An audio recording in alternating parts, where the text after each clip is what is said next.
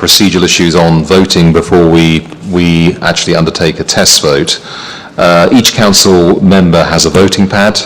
Each one has a unique number that is registered to you, and there are 41 voting pads. As we don't have Scott Perry here today, there are 41 active voting pads. Please make sure you do not take the voting pad outside of this room. Leave it at the table at your place so they can be checked during the coffee break and lunch break, please. We're going to move to a test vote, and on the pad there are 3 buttons. It's very straightforward. 1 for yes, 2 for no, and 3 for abstain. So 1 for yes, 2 for no, and 3 for abstain. So can we move forward to a test vote, please? So here is the question. There are roughly 1.25 million alligators in Florida. The vote is now open. Please go ahead and place your vote. 1 for yes, 2 for no, and 3 for abstain. Don't know.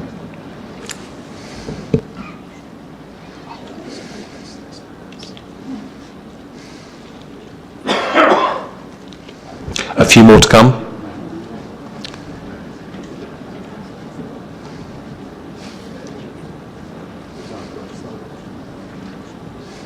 A couple more. You please just check you've pressed.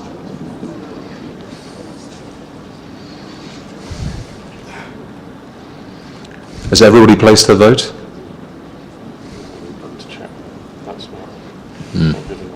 There's 2 spares. Okay, we're going to have to check those voting pads that are not registering. Can I just ask the team, we'll have to hold on for a couple of minutes just while we check those specific voting pads which are not registering. Can I ask the team to just do that, please?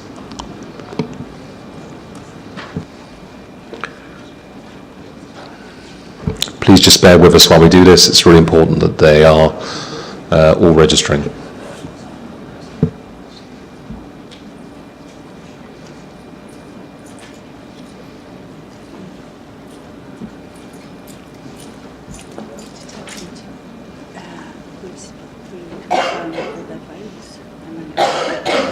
Have you seen it? Come on. We could try again. Okay, can I ask you to reconfirm your vote? Just push your vote buttons again.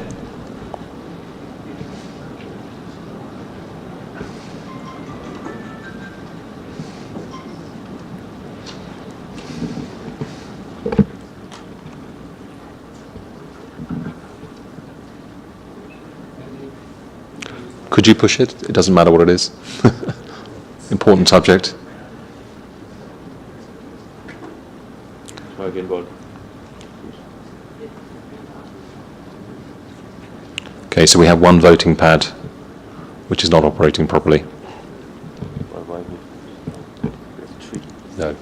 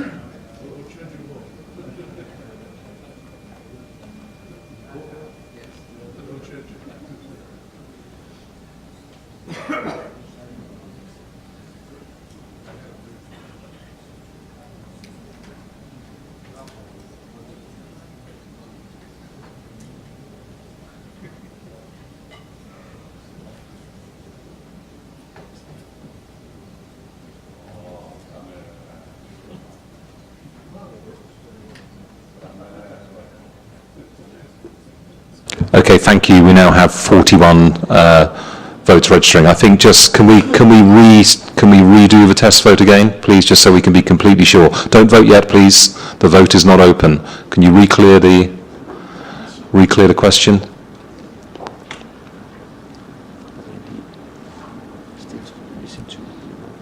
They're not.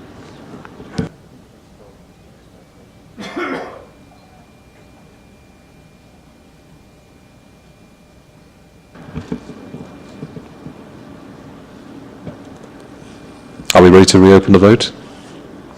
Okay. Hang on 1 second. And just to be clear, there are 41 voting pads. There are 2 spare pads which we hold, hence why it says 43. But there are 41. Okay, please go ahead and vote. Exactly. So you can repeat your answer.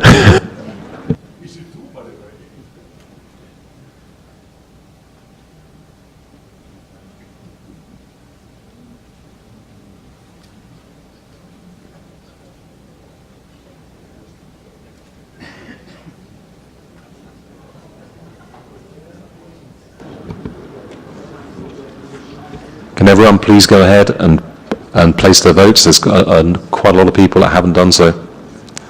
Push it again if you are unsure whether you've done so. Your votes have not registered.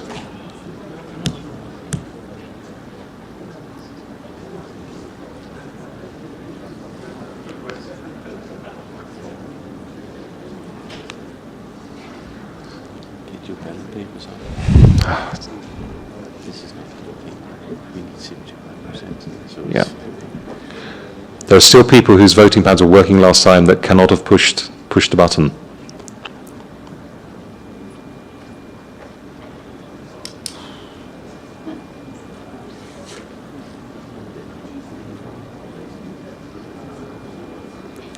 Still 3 more. Please can you each make sure you've done so.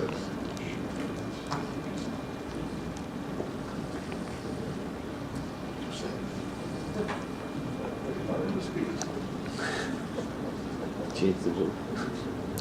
40, coming up. 1 more, please. There's still somebody who's not confirmed their vote. Amen.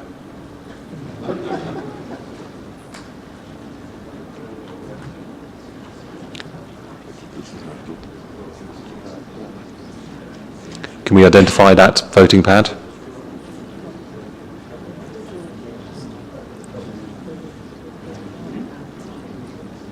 Ask them to show the nose, but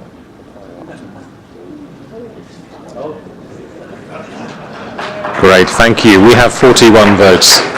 And I'd like to close the vote, please, and can we see the result? There we go. We, actually, it's not passed. no. Okay, thank you. But Andy, how are we doing it when we are voting? Because we cannot sit here and wait till we find out. So we have a full view of who's voting and which pad is? Yeah. Okay, thank you. I think I hand over to you, John. Good morning, Mr. President. The first submission is 03718, the urgent submission from the board concerning the mixed 2-person keelboat offshore event. Council will note there are 2 proposals in the submission. The first proposal, which, following the debate with the first vote, requires 75% of votes cast for and against in order to pass. Abstentions do not count in the calculation of the 75% majority. If the 75% vote passes on Proposal 1, then there will be a vote on Proposal 2, but I understand the intention is to have the general debate first. The reporting committee for the submission is the Events Committee, and Sarah, could you give the committee's recommendation to the Council, please? Thank you, John. President, Council members. The Events Committee recommendation is to approve Submission 37. The Events and Equipment Committee Working Party, in preparation for the May meeting, recognised the commercial potential and benefit for sailing that an offshore mixed keelboat event offers. This event would have a unique signature, it would showcase our sport, and it would be unique relative to all other Olympic events. However, the Working Party, and indeed other members of the Events Committee yesterday, acknowledge the need to address the potential cost and boat access implications of a keel boat event for M&As, even if we have a supplied equipment event for the Olympic Games.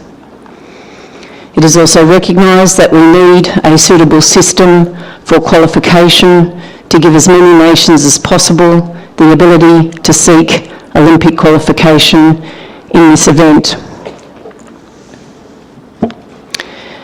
Importantly, at our meeting yesterday, the Events Committee heard that the Athletes Commission support the mixed offshore keelboat and submission 37. We heard that in May, the Athletes Commission supported the one-person mixed dinghy to support the fin. However, after reflecting on the event, the Athletes Commission does not now believe this event will be attractive to the IOC, and it also raises a number of other issues for sailors that I'm sure Jan will tell us more about. The Events Committee heard that the Athletes Commission believes that the mixed offshore keelboat event will showcase our sport. It can include a range of physiques, and it will encourage opportunities for women in sailing to a greater extent than the one-person mixed dinghy event.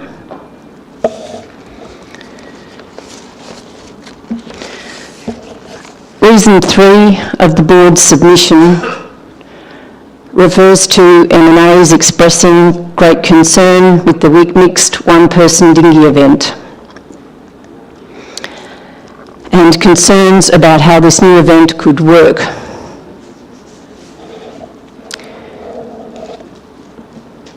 If you sat in the Equipment Committee meeting here 2 days ago, you would have observed the difficulties the Equipment Committee had in discussing appropriate equipment for this event.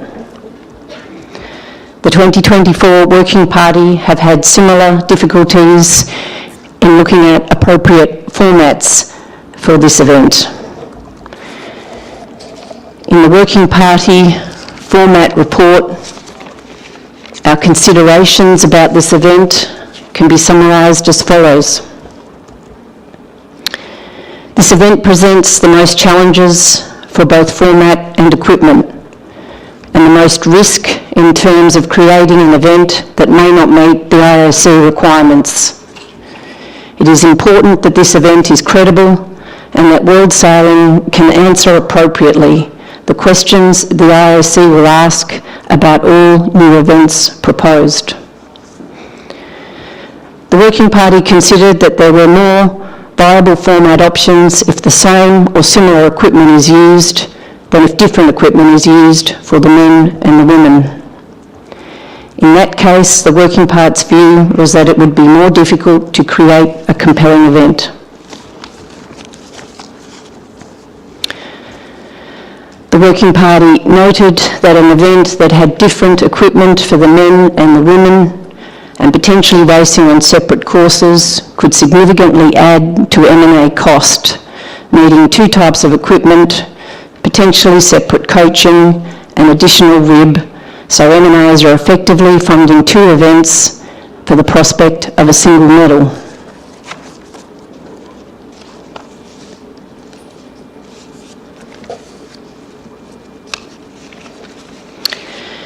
President and Council members, I need to convey to you that the reaction of both the 2024 Working Party and the broader Events Committee to this late submission ranged from disappointment to outrage.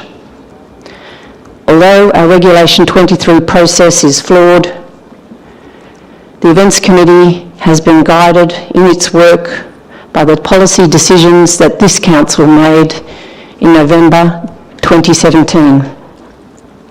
I think it is helpful to reflect on those policy decisions and the process that has been undertaken since then.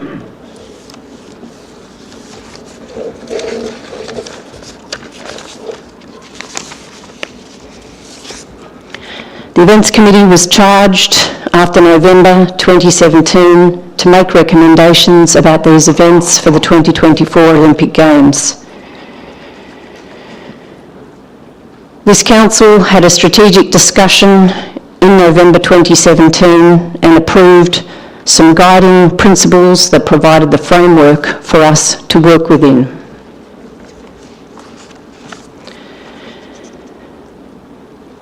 Those policy decisions that this council made 1 year ago were that our Olympic sailing events for 2024 needed to achieve gender equality at an event and an athlete level. To do that, based on our then existing events, we were going to need either 2 or 4 mixed events. Our events needed to offer the best possible value to the IOC and to the Olympic Games and strengthen the position of sailing within the Olympic Games. We wanted to ensure that men and women of different physiques have an opportunity to compete, and this council recognised that we needed to include both universal events and events that showcase the innovation of sailing and demonstrate the diversity of our sport.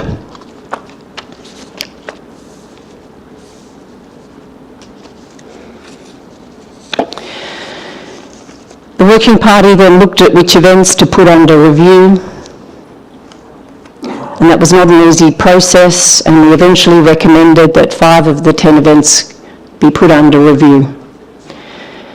This council then supported that recommendation in February this year. The 2024 Working Party then prepared a comprehensive report to try and analyse those policy decisions that this council made, to understand what they meant, to present some options and make some recommendations and observations to help council make the best possible decision for our sport about what the event should be for 2024. Just to summarise some of those key observations that were in that report. First and foremost, the Working Party was strongly of the view that no change to the current 10 events is not an option for 2024, particularly as sailing does not have gender equality in its events. The 2018 IOC gender equality recommendations confirm this is a requirement for 2024. The Working Party supported the inclusion of separate men's and women's windsurfer events with a new format, and that seems to have been broadly accepted, including by this council. The Working Party considered that the requirements for sailing events to include universal events is best met in 2024 by the men's and women's one-person dinghy and the men's and women's windsurfer event. The Working Party supported the kiteboarding event, the inclusion of at least one kiteboarding event, as it meets all the key requirements for new Olympic events and will strengthen the future of Olympic sailing. The Working Party also rejected the view that has been expressed that kiteboarding is not sailing.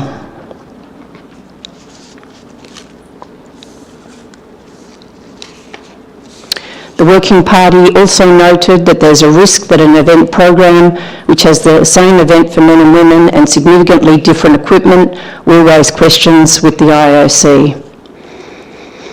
And as I mentioned before, for the one-person mixed, World Sailing would need to be able to give credible reasons for an event of this kind.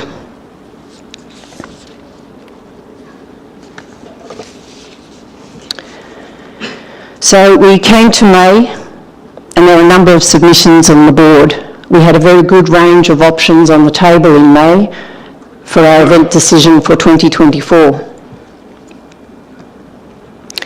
The Events Committee had to undertake a ballot process under Regulation 23. In what turned out to be the final round of voting on the Events Committee, we had 4 options on the table. the numeric order they were numbered in May. The first was M18, which is effectively the same as 37 that's now on the table. Each of these 4 options had the men's and women's windsurfer event and the mixed kiteboarding event.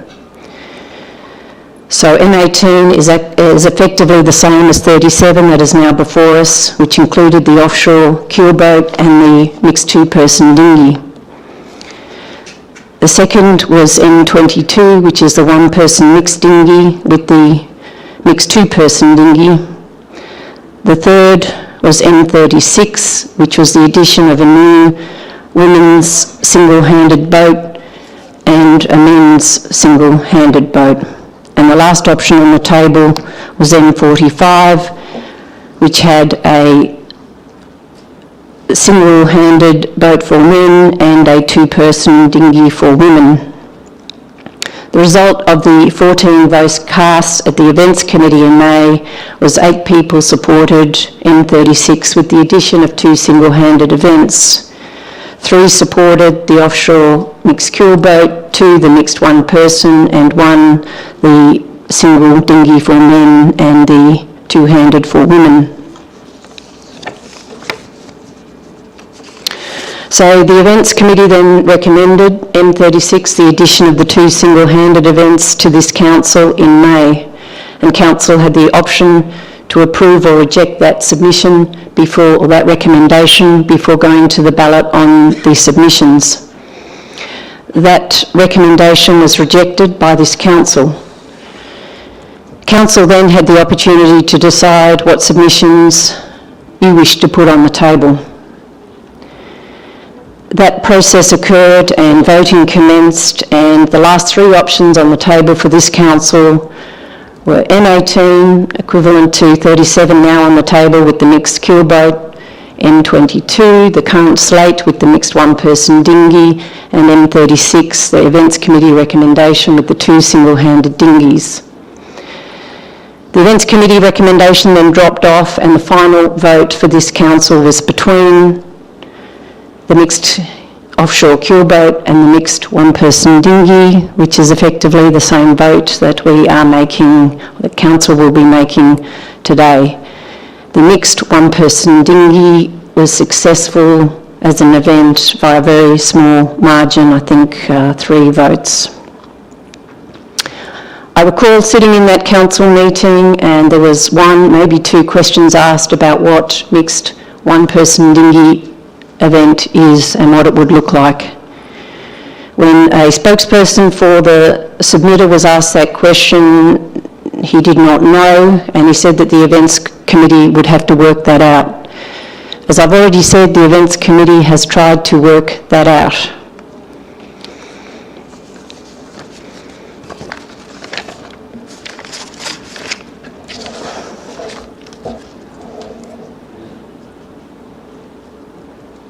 I had some other remarks prepared for how I wanted to conclude on behalf of the Events Committee, but I think I'm going to steal the words from our guest this morning from the Paris 2024 Organising Committee. We have the opportunity to make sailing in 2024 the best showcase ever of our sport. President and Council members, I commend to you the Events Committee recommendation to approve Submission 37. Thank you. Thank you, Sarah. And now we need to move into the discussion, but before that we need a proposer. Do we have any proposer for this? Marcus, proposing to accept? I need a seconder. Hans? Thank you. And now the floor is open for discussion to this submission, late submission from the board, the submission 38. And I think, Gary, you want to motivate the board's late submission? Thank you. Thank you very much, and thank you very much, Sarah, for your report and all the work of the committee. Before I start my comments, I just wanted to send the apologies of our colleague, Councilmember Scott Perry, who was unable to travel here, and he wishes everybody well. I must say, Mr. President, I was quite inspired by the presentation of Paris 2024 with some big words there. think differently, be bold, be passionate. And I thought the offshore images they put there with the tremendous crowds there spoke volumes about the interest in offshore sailing in France. All week long I've been hearing about, it's all about the sailor.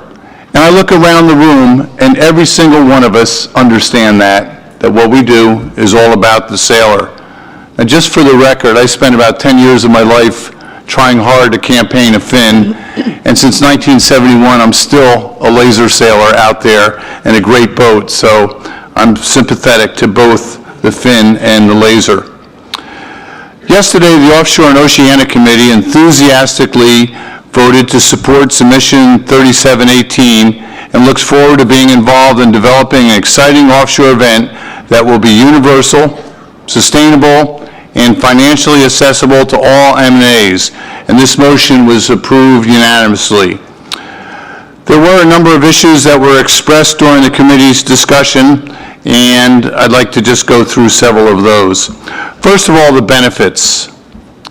This offshore event that's been proposed, double-handed mixed, will attract sailors who have not traditionally raced Olympic classes. We'll have superstar sailors from the major ocean races be inspired to compete.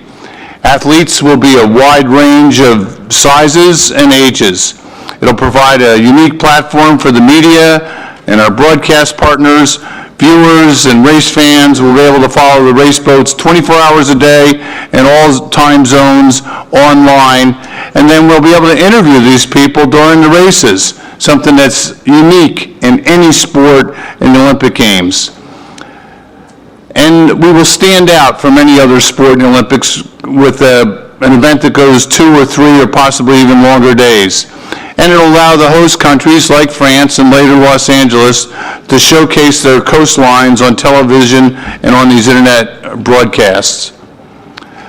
It will also, with this credibility of being an Olympic class, I think will help build fleets of boats around the country, which will help in not only competitive sailing, but for training and for recreation. And it'll meet our goal of meeting gender equity. I'm sure a lot of people in this room competed in the virtual regatta in the Volvo Ocean Race. I know it was out there. I think it was at 80,000th at one point racing against them. And we'll be able to have people around the world, whether they're sailors or not, compete against the racers while they're racing in the Olympic Games to see if they could do a little bit better. So with the support of offshore sailing in France and also in Los Angeles, it makes sense to me that we should seriously consider having this there.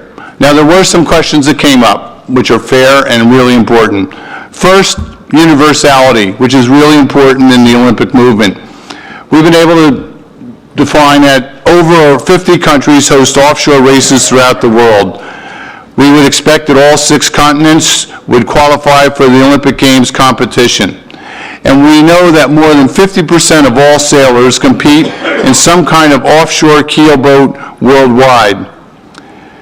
Including an offshore keelboat mixed event would restore a keelboat back into the Olympic Games.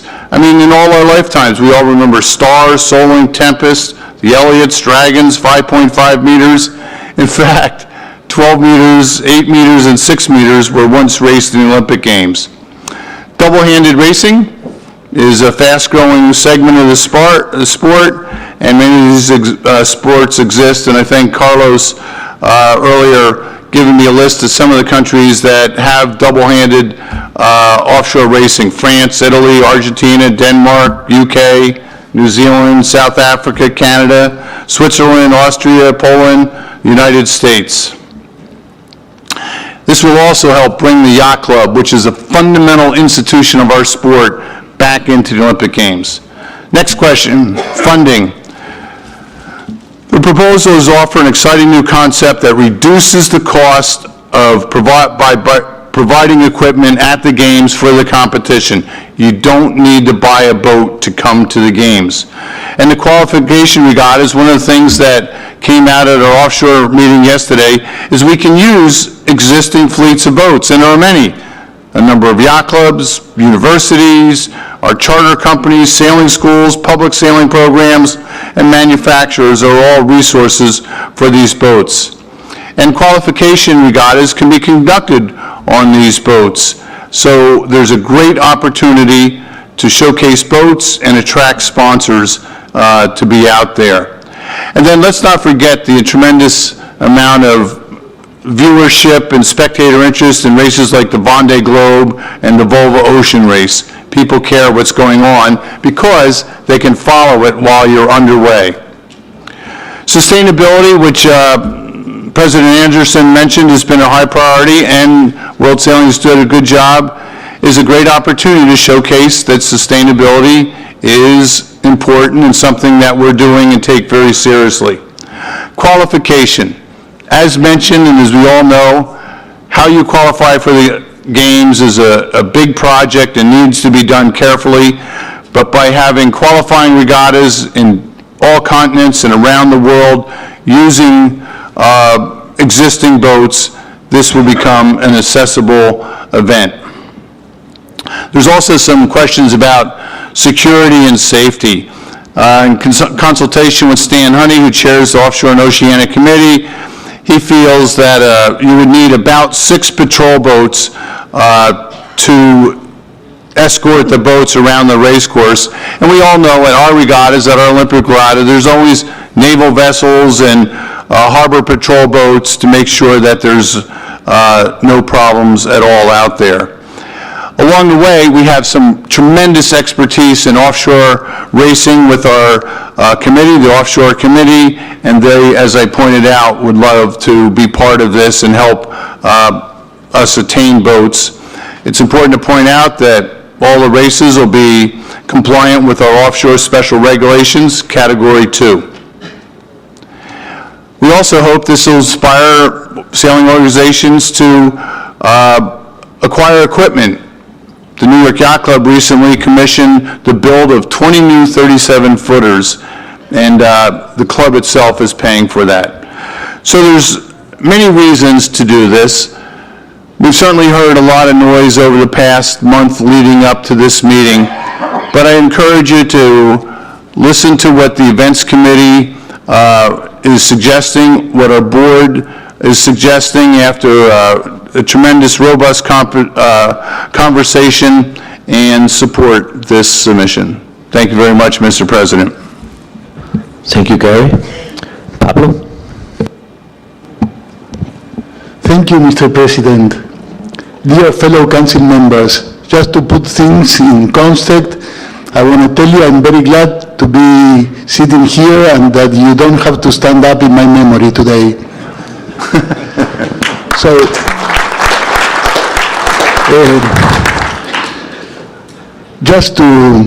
I want to start apologizing. It's not in my will to hurt anybody's sensibility. So I'm just here talking for my sailors, and I hope I'm clear enough and nobody feels hurt. If somebody feels hurt, I put my apologies in front. It's not my intention. But I think I'm here thanks to the race officials who invented the uniform flag. So I was allowed to start again. By the time my mind was clear, I think about this uniform flag paradox and ask the doctors in charge of me if I would be able to put a redress form to sail again the missed meetings. And they look at me and send me back to the psychiatrist. So in reality, things doesn't work so as we plan it and we put it in our black and white papers. And then when the time comes, I would like to talk a little about what my experience with the Youth Olympic Games have been. And I feel very sorry I let Sarah with all this chaos. And by this time, when I start reading again, and I think the only one who will came close to understanding me in this room is my friend Bernard. But I start reading, and I try to see what Sarah was facing. And my first reaction to to the decision of having a one mixed single-handed event was, wow, it's good I'm out, because I have never been so bold and so brave to go one step ahead and said, gender balance is not enough. We must go for gender diversity. And as in my country was a huge discussion over this was going on, I said, the way to comply with single-handed mix is to have a transgender sailing it. And I start looking in my young sailors, saying, do I have one to push this and go ahead? So then I came here, and I will talk a little about another submission first, because if we go right ahead to 37 and I miss 13, I would like to say a few words. And first, I'm not a lawyer. I have an engineering background, so I will not get into legal stuff, and I will rephrase the submission. We need to know where do we go from here. Do we want measurement one design, or we want manufacturers one design? I don't get into antitrust and laws like that. It's just a strategy. What do we want? And do we want to discuss this? I'm really annoyed that in most of the committees, this didn't come, and I see it as a problem for the whole sport. Measurement one design or manufacturers one design? And we are back to a decision that at the end of the day is related with this. Hope Torben and Marcos have enough space in Porto Alegre to accommodate the new keelboat. So we have gone through this. We have the Elliot, we have the England, we have the Tempest. And today in the Americans Breakfast, Gary gave me a nice hint. If we are ready to go to the manufacturers one design, I volunteer to build and sell the Pessimist. The Pessimist will be a nice boat for our kids, but they will not be able to pay for it. In my experience, I faced just one inverted market in my life, and that's the health market. I've been working as a consultant for many years in the health industry, and then I finished all tied up by tubes and cables in a bed hospital. And the nice thing to be a doctor, and I'm very grateful to doctors, and especially for those who were so brave to not respect the protocol and do what they have to do. And the health market is an inverted market. And what does this mean? That it's a market driven by offer, not by demand. So when you get to your doctor and he opens the prescriptions and he says you will take a blood test, and he lists 40 tests, normally the thing process is I will get just one extraction, so who cares how many tests he is indicating? And the second side of this is, I hope you are aware of a concept that is called the tragedy of the commons. And are we doing the same in the sailing market? We have an inverted market where I have to buy what is offered, not what I want. And got example about this. I started sailing an annoying boat called Penguin, that when there was no way to get back from a capsize. And it was a two-persons monohull with just one sail. It was really boring to be a crew on that boat. But that's what I sailed in the start. But at least it was not a manufacturing one design. Got a mate there, and in those times, if you don't have a Murphy and Nye sail, you are not able to be in the competition. And this friend of mine was very smart and was very fond of geometry, and he had a very good head for that. So he started drawing what he considered would be a good sail, and his mother was good at the sewing machine. So he was able to get some background and build his own sail. Then he get it to a measurer, he gets stamped, and we were sailing with that sail. Many years later, I have the opportunity to talk with two of my gold medalists, Santiago Lange in the NACRA 15, and the boy that won the Youth Olympics in the NACRA 15. And at the same table we have another friend called, the doctors didn't do a good job, so I have some, Juan Garay.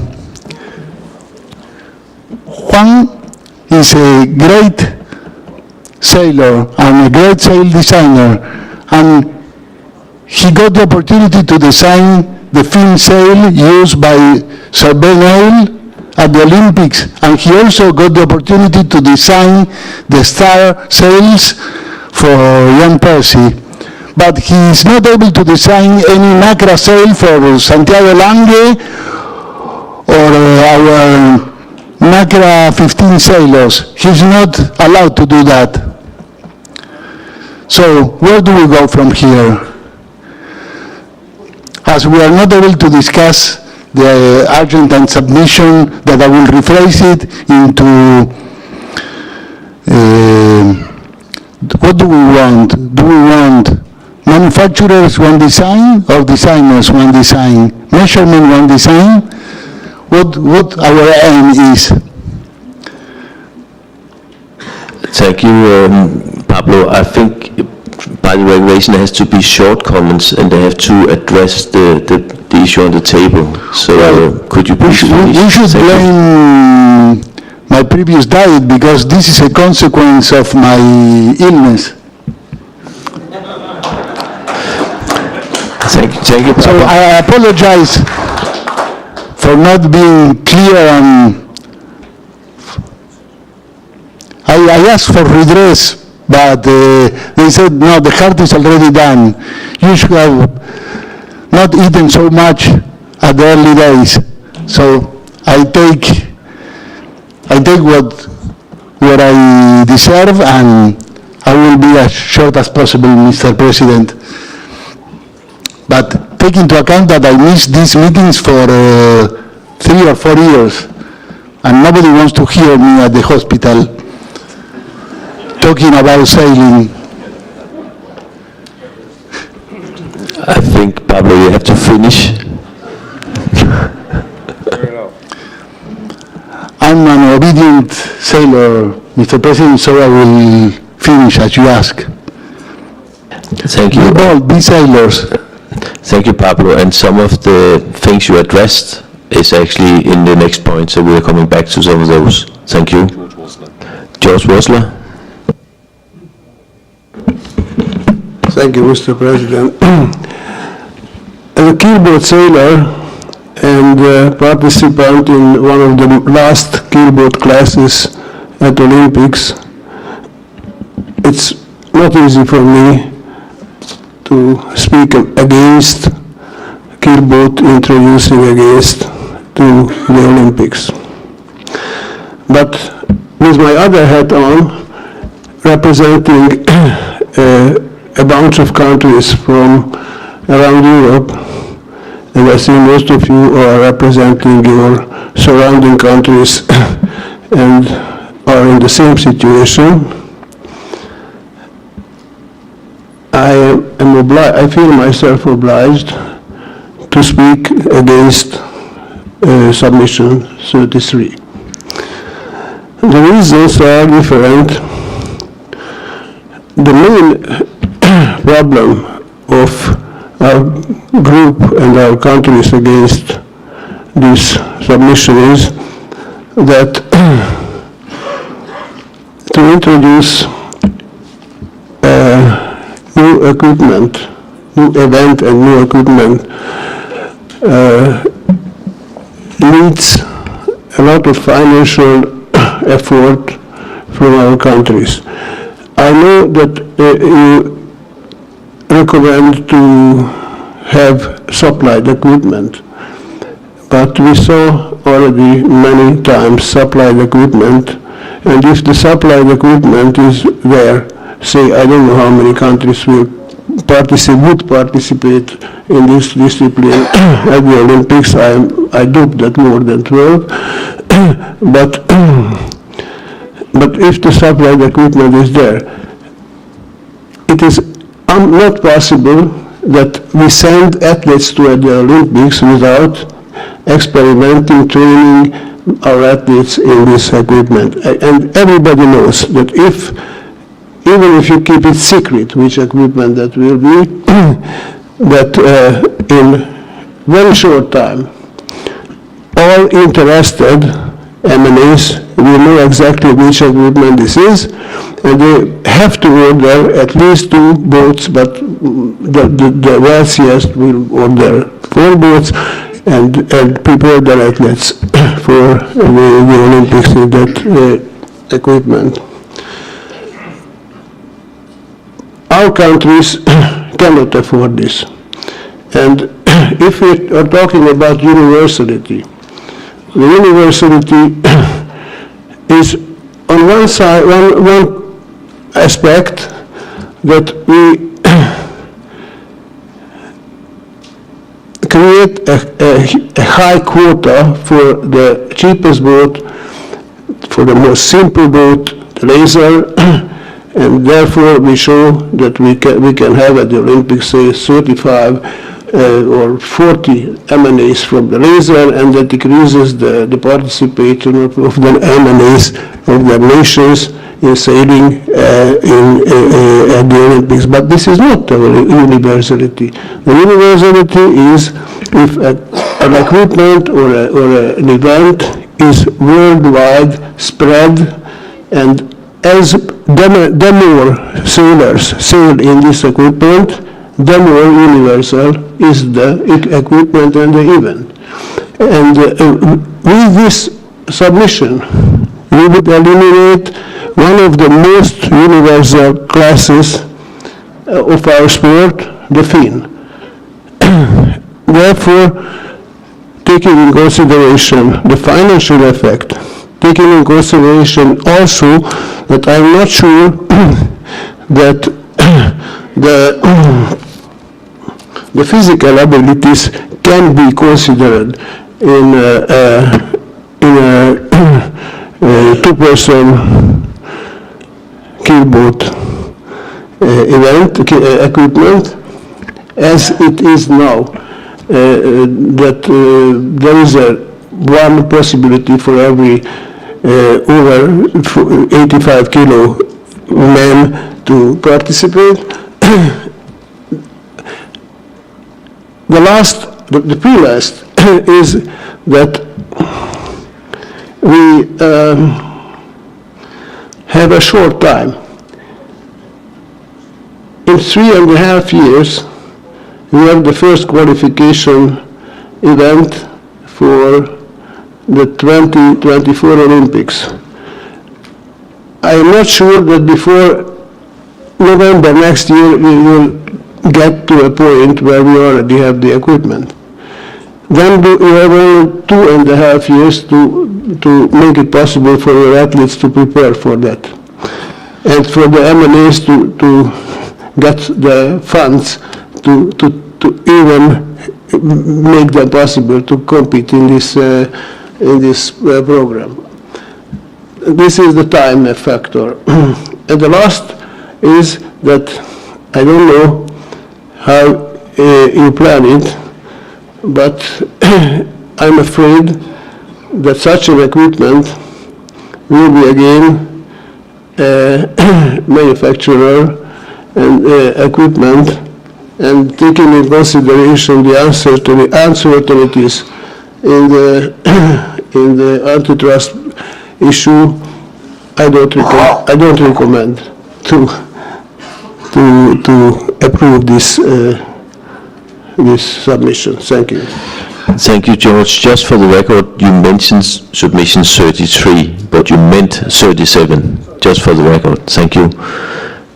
Any other ones to speak to this submission? Carmen? I am Sorry, representing... Carmen, you're really welcome to speak, but let's keep it short as we normally do, and because I think there's other people who also want to speak, and the two first speakers, they have taken up the time. But anyway, go ahead, Carmen. I represent also European countries, but these countries are in development and are not so rich. And for us, the price and the expenses, which are not only for the boats, also transportation and training is very important. And I have the obligation to propose a friendly amendment for this submission, that this will be decision for 2000, for the Olympic Games in Los Angeles. Then we will have enough time to prepare the boats we need, and maybe we trust on the world sailing for the financial helps for the small countries. Thank you.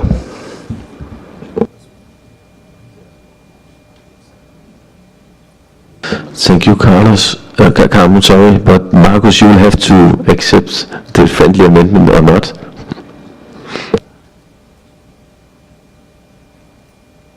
I'm not inclined to accept the friendly amendment. Thank you. Svi?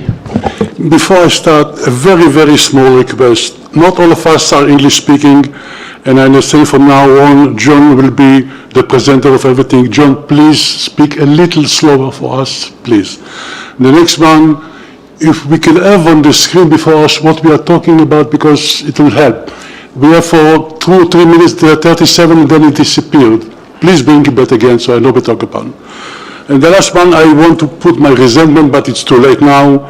I mean, the present submission 37 was the last one to come in, and we discussed it first, but we have to discuss, so this. And thank you, Gary, for giving me two items to discuss on your great speech, and long one. Mine should have to be short because that's chairman instructions. You are told us to pay attention to the events committee chairman recommendation. I'm willing, but unfortunately I miss one remark from her. She forgot to mention that it was 6 points against, 6 votes against, and 7 for. So only one. Can you imagine what would be the other way around? So it's not a black and white recommendation, so I'm disregarding it. And the next one, Gary, and thank you for this, age. May I give you an Hollywood scenario? We all know that the keelboat event, the keelboat boat equipment will be very expensive. And we all know who have the money in the world. 60 old guys and older, they have the money in the pocket. So can you imagine, again, it's not an Hollywood script. Something can happen. A rich guy with billions in his pocket will come to a very poor M&As, I don't want to mention names, but you can imagine, have it in mind, prepare a contract, sign down here. What am I signing? Oh, nothing. I will buy the boats for the team to train. You will give me your best Olympic boy and girl to work with the qualifier.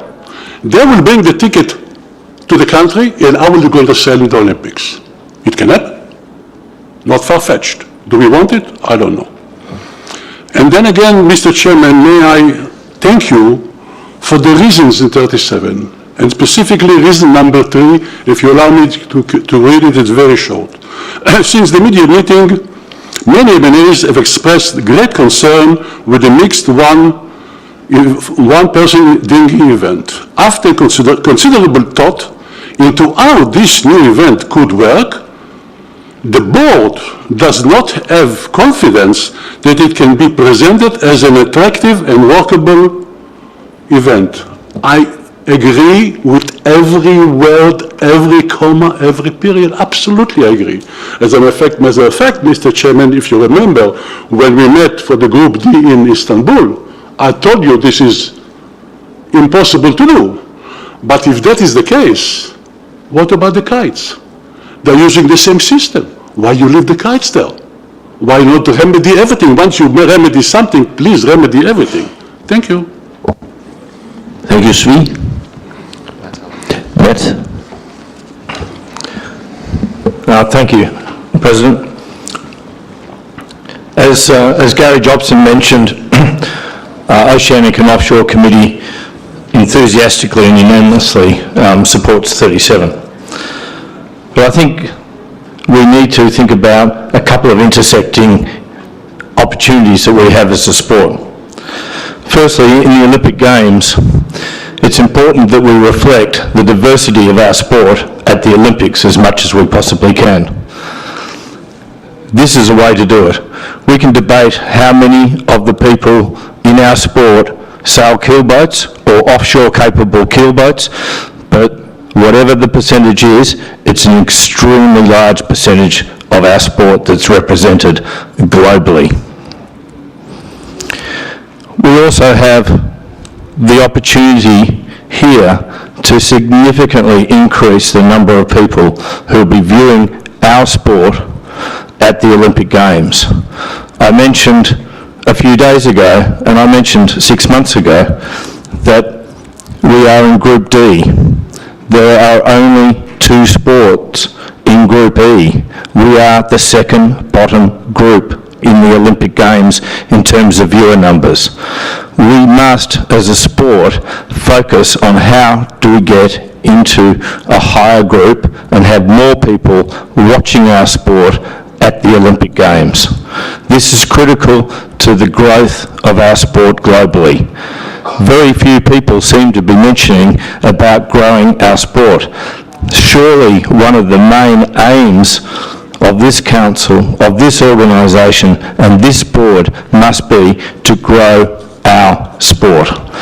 This is an opportunity to grow the sport. What better opportunity do we ever have than to broaden out to a number of groups of people that actually don't watch very much of our sport at the Olympic Games. Gary Jobson mentioned the virtual sailing, e-sailing capability. This is a unique thing that will grow the interest in our sport.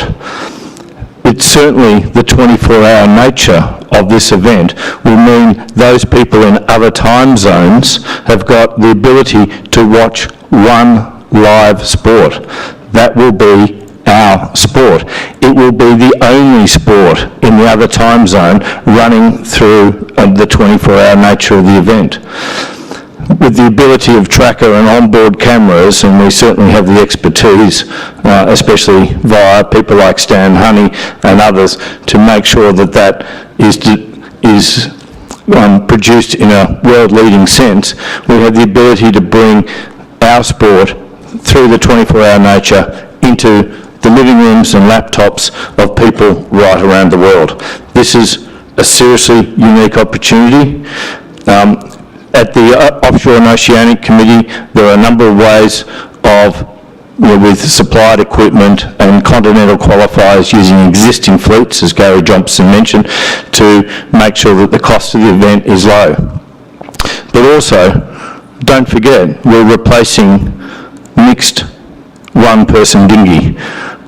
Mixed one-person dinghy, as was asked 6 months ago, no one can explain it to me what that event really is. It's not a reflection of our sport, but when you're thinking about the cost base, you're actually replacing 2 dinghies, 2 athletes, 2 coaches, depending on which classes you're replacing. Don't forget of the significant cost on the other side of the equation. So, to conclude, we're very enthusiastic about the opportunities for our sport with the submission 37. Thank you. Thank you, Matt. Thomas? Mr. President, fellow council members, listening about this and I'm trying also presenting my point of view. It reminds me number of discussions we have had in here, and we are still having the same arguments and counter-arguments. Whereas we most probably should start that strategic discussions from the point what Pablo was trying to prescribe us clearly. What are we going to do? In which equipment in total are we going to go? In terms of anti-monopoly, in terms of all these situations that may happen to us or happening to us. The offshore sailing is definitely something that we are missing in our sport, in our Olympic circuit. Well, don't say that this is innovative. This is something that started our Olympic sailing in the past. So this is nothing new what we have, and nothing new what we are going to bring. About following events committee recommendation, just a little remark that the events committee presented fully admittable report, at least by myself, to London meeting, and this was not that council who changed the position. The discussion about that, about the submission started not from the council, because there was a submission presented on the table who created the discussion and showed where we are. What I would try to express is our philosophy that I would really like to see around this table and around these rooms. The philosophy is let's stop discussing about equipment and events, no, not events, no, wrong word, sorry, about the equipment that doesn't exist. Because anytime we discuss about non-existing equipment, presenting ideas, how it will be done, what kind of support will be given, financial support, that equipment will be provided. As far as I remember, and I'm here for since 2003, we always ended in deep mud, let's say. So that is something that worries me, that again we are talking about the event that for sure is important, for sure it's fruitful, but what I'm missing is I'm missing details. I'm missing details that can convince countries who I represent that they really go to the Olympics with a limited cost, that we will not end up as Elliott class in the past. And I'm sorry, but I'm not convinced by the argument that we can use existing boats in the qualification system. Why? Imagine yourself, we are sitting around Baltic Sea, for example, trying to find the boats we are going to sail, and who's going to finally take the decision? Anyway, it will be existing boats that not exist in some countries, and the cost has to be taken. So I'm sorry to say this is empty argument. We are discussing, and we have to take it into consideration. So the question is, how are we going to control the costs? Are we as the organization really prepared to control the costs? Because we used to have that problem in the past. Every time we have these problems today, and I don't know how to address it, but well, I understand that board is presenting submissions, so it's a responsibility for the board to find a way to control that cost. Obviously, we are fully support that. Some other things that came to my mind during discussion about this submission is what Kamen tried to present. If we are really thinking about universality, about increasing number of countries taking part in these offshore events, clearly knowing that this is not that easy, why shouldn't we think or even have put obligation on I don't know, our self-report or whatever will be in the future when we discuss this governance, that there will be some kind of support to the countries in terms of setting up academies, the programs that may help to train before these events, instead of only buying the equipment or taking the risk, what I tried to present to you. So basically, these are the doubts we shouldn't forget during our discussion, because once again I have a feeling that we are trying to put ourselves into that corner, protecting our ideas, protecting important things from particular regions' point of view, but we are not having clear statements and clear scenario about the real issues which I tried to present. Thank you. Thank you, Thomas. Yeah, go ahead. Dear Council members, I think Sarah brings on the table a really clear report of what has been said by the athlete commissions yesterday during the events committee. Therefore, I'm going to try not to readdress the point, but bring a couple of more to the discussions. I just want to confirm that the concern about are we going to measurement or one design classes is really on the table, and it has been highly discussed at the equipment committee 2 days earlier. And I think Torben can confirm also that we are fully aware at the board that it's the next matter to deal with, and we're going to see a timeline later on. To George's point about it's a short time, yes it is, and that's why we do want a decision now at the athletes. And one of the questions I got this week, speaking with some of you, is then why do you make the right choice in May? We do believe it was a give it a chance choice in May, but then after 5-6 months of discussions and looking at the submissions and the propositions, we end up to the conclusion that we don't see what a single mixed events can look like. We also believe that regarding gender equity, it's also about growing women participation in our sports, and all the current classes are making great efforts, but we saw some quotas which are not fully complete in some women classes. So having a mixed event in the offshore, having the same boats, means boys and girls are going really to train together. It's not going to be two separate campaigns which ends to only one medals at the end. As Gary JOBSON mentioned, we hear about Los Angeles wishes to have something around the offshore worlds. So for us, this slate is sustainable on a long-term basis, because we do want something which works for more than one campaign and avoiding flip-flop decisions. It also ticked, we think, the boxes for a large range of physics. Then, depending on where you come from in the world, you may have different visions on how it fits your sailors. And therefore, we do believe it's a lot better to do these changes now, a clear change. It's adding really a great value to our sailors. It's not, after 5 or 6 months of discussions, a by default choices. It's really a way of having our sports growing and moving forward in the right directions. So therefore, I just confirm the Athlete Commission is fully supportive of the late submission from the board. Thank you. Thank you, Jan. Hans? Thank you, Mr. President, dear council members. Very brief. Let's embrace the largest part of our sailing community, the keelboat sailors. Basically, by having keelboat as an Olympic event, we have the opportunity to complete the presence of our sport at our pinnacle event, the Olympic Games.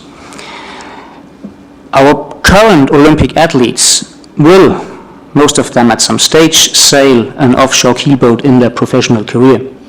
Many of them for many years with great success. I think it makes perfect sense for us to mirror this in one of our 10 Olympic events, 1 out of 10 Olympic events.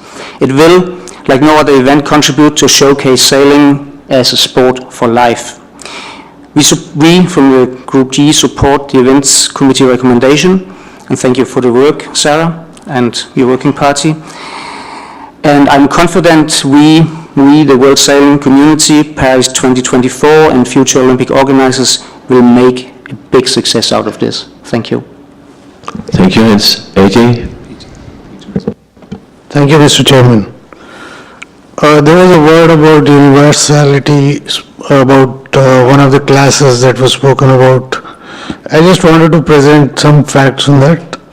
We have around 30 sailors in that particular class, one in one nation, maybe two in one country, three in third country, and about 7 and 15 or in 2 other nations. Whereas if we talk about offshore capable keelboats, we have something like 2,000 plus.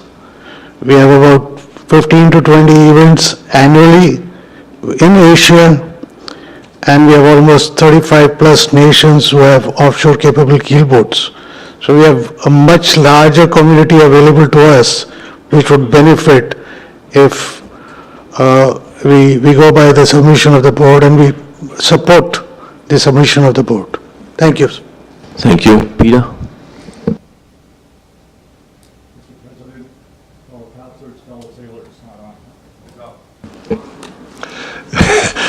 Mr. President, fellow councillors and sailors, I think that Sarah gave a very good summary of what happened at the events in council in mid-year, and I do want to remind you of the votes at council, including submission 47, which the British put forward.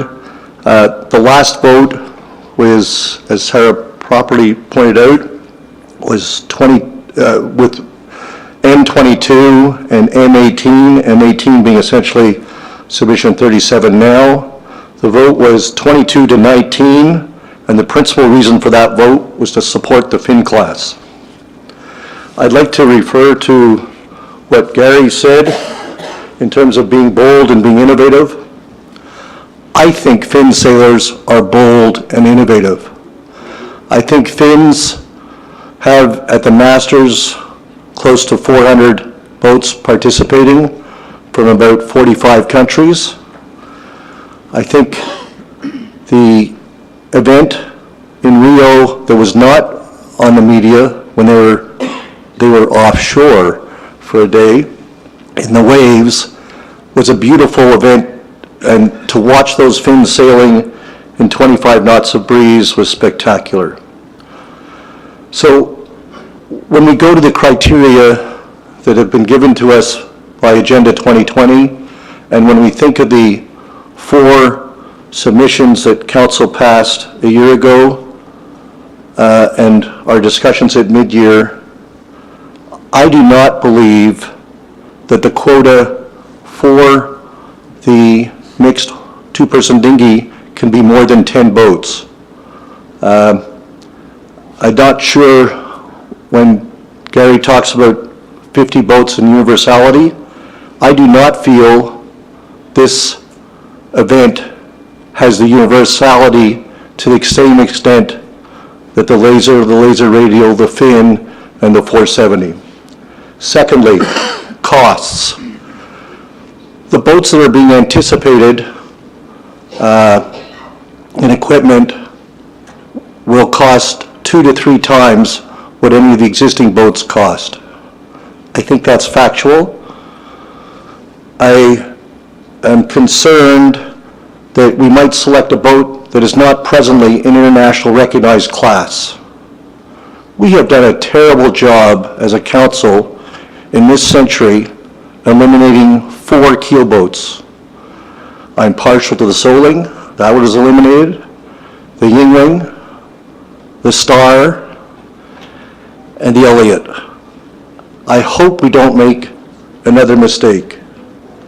In terms of spectator appeal, I'm not convinced that this boat that's being discussed is really offshore.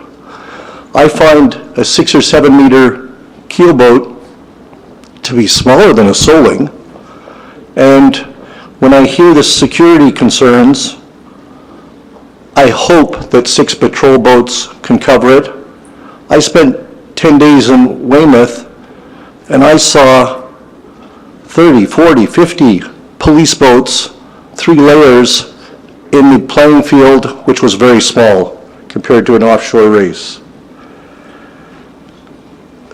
I am most concerned about what we're doing to a very important class in the Olympics, which is called the Finn class, and for that reason, I will not be supporting submission 37, and I thank you, Mr. President, for allowing me to speak. Thank you, Peter.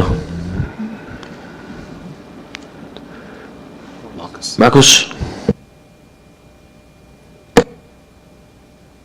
Thank you, Mr. President, fellow council members. To clear up a couple of things, and I believe we're going to see the equipment strategy paper at some point over the next 2 days. But as it relates to measurement classes and manufacturer design classes, as Pablo so eloquently put it, the move is that we are trying to open up all of the current manufacturer control classes. At least that is a proposal that we will be talking about. And I think that ties in with the antitrust. So we are moving towards something that Pablo had articulated. I think the second thing is that in relation to universality, what people need to understand, it isn't about having every nation be able to get to it is about every nation having the opportunity to get to the Olympics. It's not about every nation at the Olympics. And the idea with these regional qualification events, or the continental qualifiers that we have currently, I think points that out exactly. And I think what's really relevant is that local regions where there are certain types of equipment, that those offshore boats can be used as the qualifying event to get to the next stage.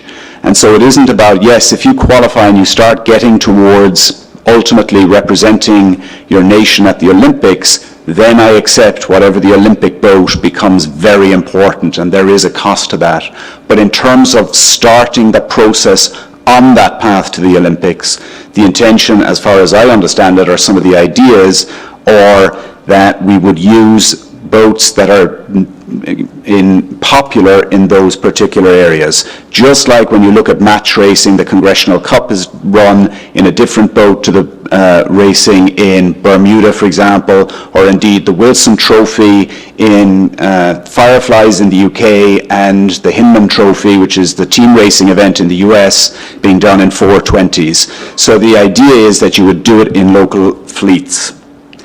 I think we run a very dangerous precedent once again about disregarding the events committee vote. I'm glad to see that we did point out that Svi, who did point out saying that it was a very close vote at events committee, but it was also a very close vote back in May. And I urge us not to go against the expert committee. The second thing to point out is that we absolutely have an imbalance. This has nothing to do with the Finn. It's the fact that we have been mandated to be gender equal. And we're trying to make the move to that point. And right now, we had this submission for the last 6 months about a mixed single-handed event. And we've had 6 months of working parties, discussions, trying to come up with an idea for that event. And there have been some ideas. But it's very clear that there is no consensus about what that looks like. And that's a really dangerous position for us to be in. At least with mixed offshore, it is, as some of the other people have already said, it's part of our sport. It's relatively straightforward to think about how we might do that. There are concerns, but I believe they are addressable. And I think, thinking just a little bit further to the AGM that's coming up on Sunday, where there are already a number of proposals to not change. We heard today already about the IPC. We're no longer in the Paralympics. We've already lost from 380 to 350 athletes. There's a reason. And if we go back and not change, I am fearful that we lose maybe event, maybe athletes. But we need to make this decision, this meeting, so that we can move forward. And I urge you to support submission 37. Thank you. Thank you, Marcus. John? Thank you, President. I believe I can offer a view from the small MNAs of Oceania, all with a passion, and we do have a long history of sailing. I represent 8 small MNAs, but there's hundreds and hundreds of offshore voyaging sailors who will support the initiatives and these steps by World Sailing to approve submission 37. Small island nations in Oceania, we struggle to seek qualification in anything other than laser and radial due to cost constraints. We have no greater ability to seek funding and support for off-the-beach events than we currently receive. The offshore keelboat event, as Philip Baum and others have said in the events committee and today, offers an interesting opportunity for Oceania men and women sailors to open up different avenues for small nations to seek support for different sources of funding and sailors from a very different part of the sailing community. This would increase significantly our participation of sailors in our wonderful sport in our Pacific region. There's more work to be completed. There always is. Financial security, logistics, our evaluation processes. But they are processes, and we're confident in them. But based on the conversations that have been held this week, I believe they all can be solved without compromising our strategic objectives and our agreed priorities. We are strongly in favour of an offshore keelboat, continental training, continental competitions, continental qualifiers, more continental sailors. So please think differently, be bold, please support our sailors. Kia ora, kia manuia. Thank you, John. Hector? And maybe just before Hector, I think we have, given the importance of this subject and giving its late submission and everything else which comes with that, we have taken ample time to discuss this for now an hour. And it's not that I'm closing now, but it's just to say that I think we are going to close shortly, so I please would like to, I know to list the speakers now, and then while Hector is talking, and then we'll close after that. So Hector, please go ahead. Mr. President, fellow council members, I've just tried to fill up a little bit more about some of my fellow members have been expressed here today. I've been keelboat racing, keelboat sailing since many, many years. In my area, you all know we have many keelboat races and world-class keelboat races, especially in the islands. But the problem is that I believe we now starting from scratch, and where is that boat? What was the financial impact of our small areas, our emerging nation areas, not in the Caribbean, not in Central America, but all over the world? So I'm curiously reading here that the Oceanic and Offshore Committee, they have an opinion to approve, but it said to make it up sustainable and financially accessible to all MNAs. I want to point it out the word all. What does really all means? Who is in charge to to submit, who is in charge to support that all M&As will be available, it will be sustainable or financially allowed to start and to build up a campaign in order to be present in a competition like this. Nevertheless, I mean, let's take away things like security and stuff, because as John already said, there's something that have to be dealt with, is definitely need to be solved.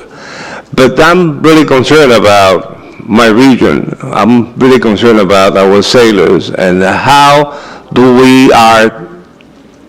have the slight chance in 6 years to come to start to build a campaign with a boat that we already do not know which one is.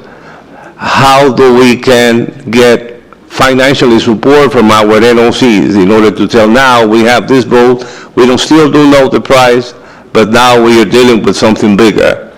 So we must think about that, maybe I believe that the real way that how to deal with this is try to sustain and to maintain what I always have called a balance that will be equal to all the countries, to all the Malays, to all the sailors, and especially if we still have the chance to have, in the meantime, a one-person dinghy makes it, because for the emerging countries, or countries have been sailing boats and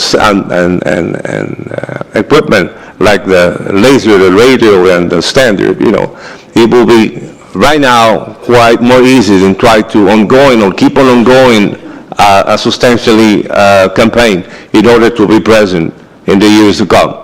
That does not mean that the keelboat may come somehow, but let's take the chance to go step by step and try to let us know how this can be really sustainable and financially equal to all M&As. Thank you very much. Thank you, Hector. Ulfo? Mr. President, dear council members, I have a little bit of a problem when I hear people talking about the cost of the keelboat, not knowing what a mixed single-handed event is. How many boats are involved in the single one-person dinghy? Is it one boat or two boats? Is it one Olympic campaign or two Olympic campaigns? I think all the arguments of cost are actually invalid when we don't know what we're talking about. And when we're talking about the single-handed mixed event, we don't really know what we're talking about. So that's why I urge you to put the cost a little bit to the side, because it's not comparable at all. And urge you to vote for submission 37. Thank you, Ulfo. And I'll have Jen and I have Nicola on the vote. And then I think I'll close the discussion. Okay, Timo, okay. Jen, go ahead. Thank you, President, council members.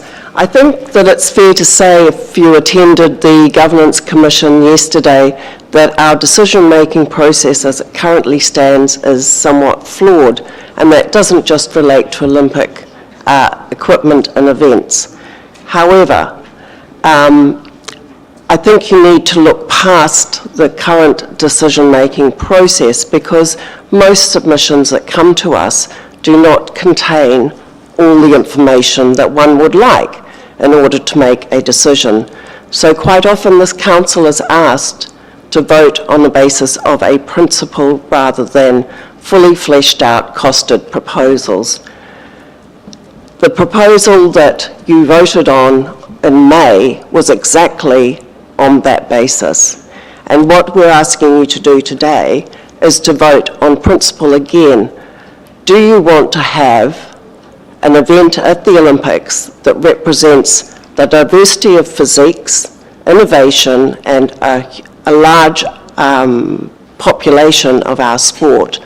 Or do you want to have an event at the Olympics that is equally uncosted, that would be unattractive to M&As to fund two campaigns for one medal, because most of our M&As are funded on the basis of medal performance at the Olympics.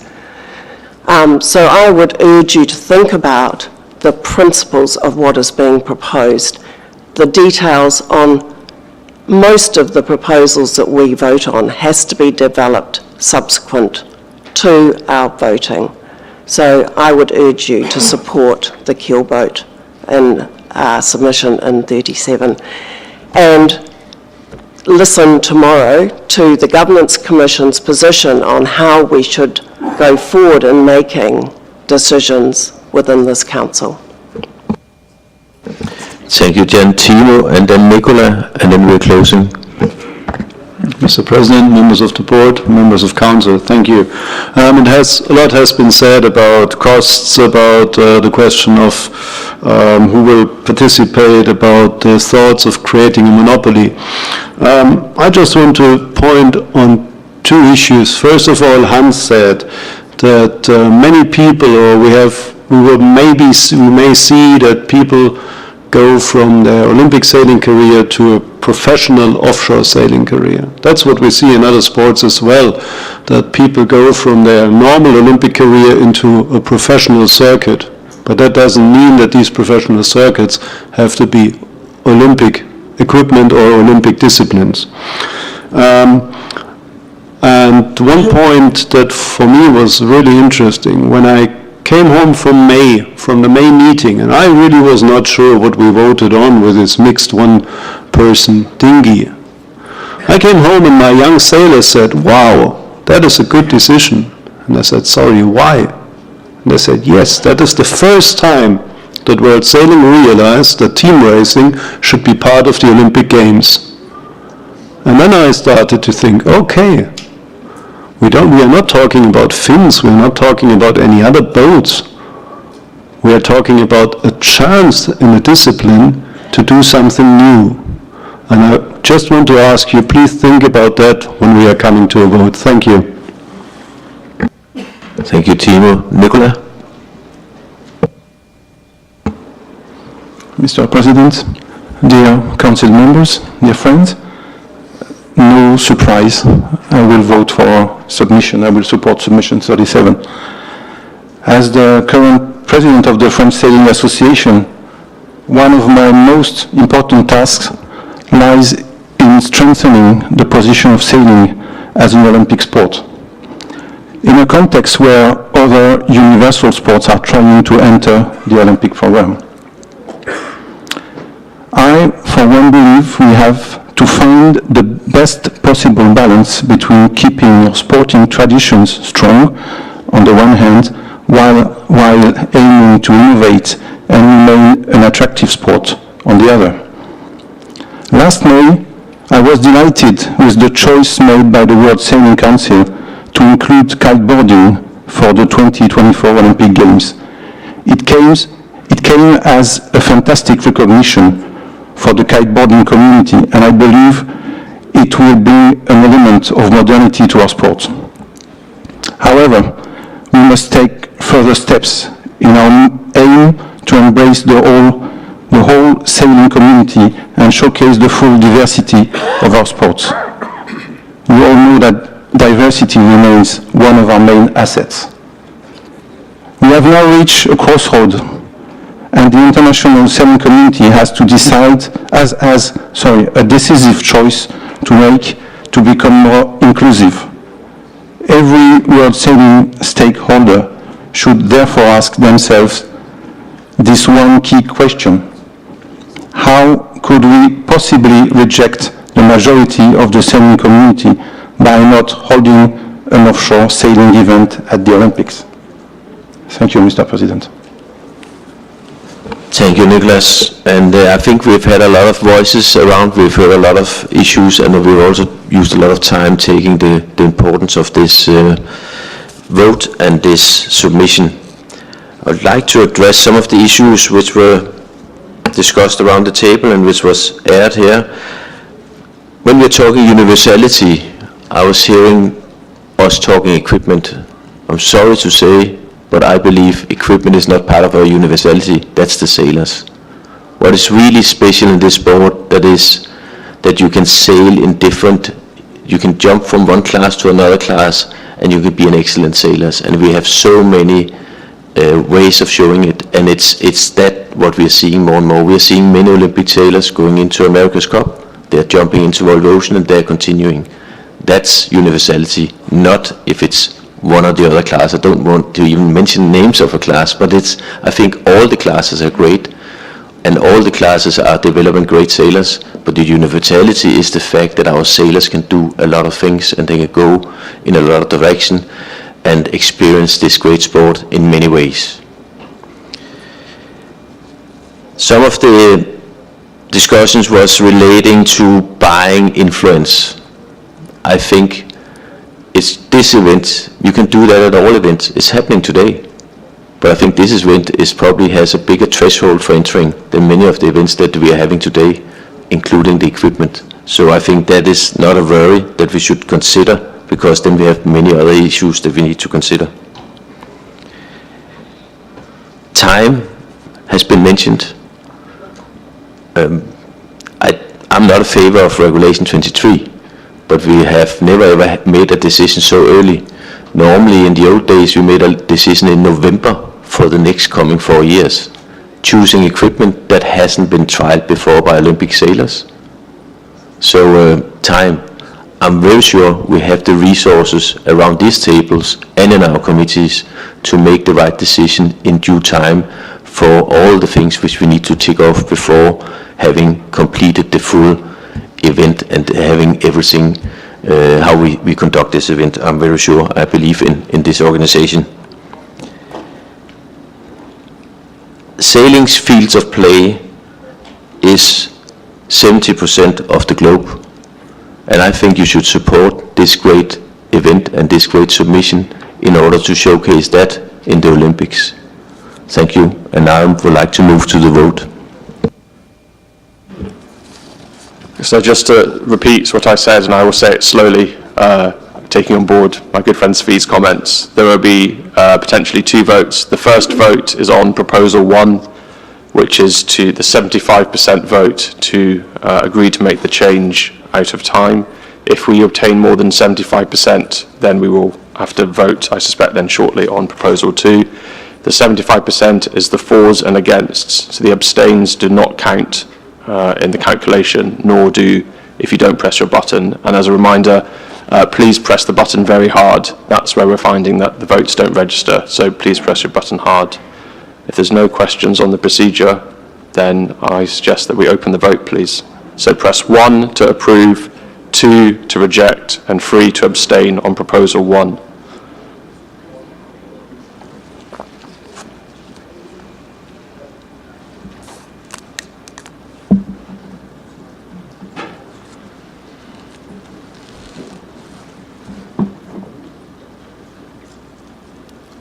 You press again, please.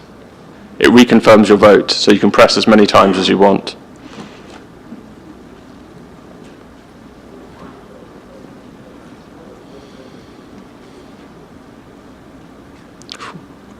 Two more, please.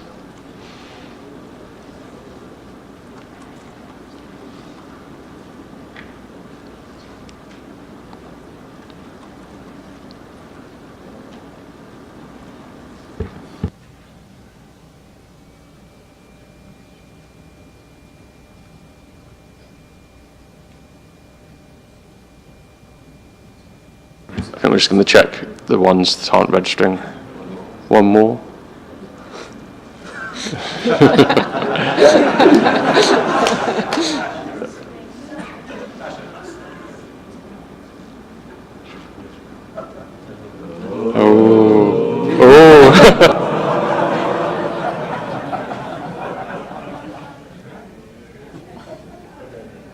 That's 41, thank you. You can close the vote, please. So that is 75%, 31 is 75%, I think.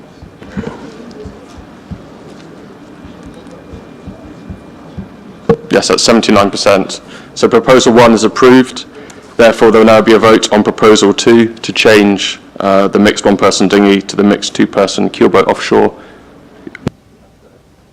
Please Please go ahead. Okay, then the vote is on proposal 2 to make the change. This is a simple majority vote, so 50% plus 1, please. If we can open the vote.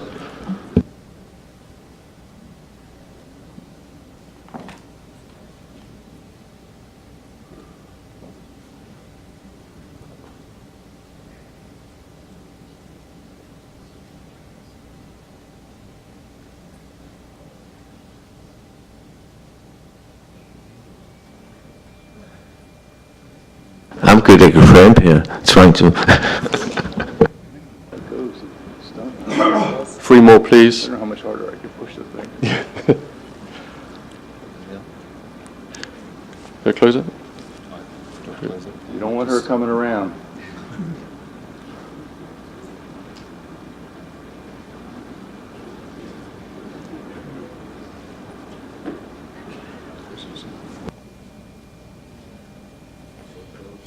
I think we close the vote here. Close it, please. So that's approved. Thank you. Thank you, council members. And now I think we deserve a coffee break. So I'll ask you to break till half, and then we have a short session until we go break for lunch. So please be back here at 12:30. Thank you.